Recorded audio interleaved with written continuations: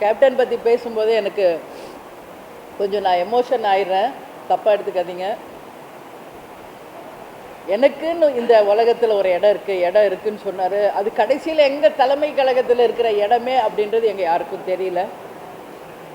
அந்த இடத்துல இன்றைக்கி நம்ம தலைவரை நம்ம அடக்கம் பண்ணியிருக்கோம். இது கோயிலாக மாறி இன்றைக்கி எல்லா மக்களும் ஒரு தரிசிக்கின்ற ஒரு புனித தலமாக, கோயிலாகவே இது மாறிடுச்சு. நேற்று கூட நீங்கள் எல்லோரும் கூகுளில் பார்த்துருப்பீங்க.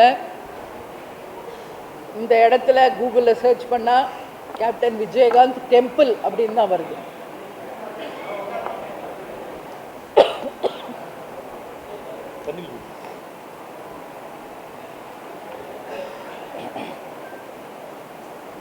கேப்டன் விஜயகாந்த் டெம்பிள் அப்படின்னு வருது. இதுவரைக்கும் உலக வரலாற்றில் எந்த ஒரு தலைவருக்கும் நடக்காத ஒரு விஷயம்.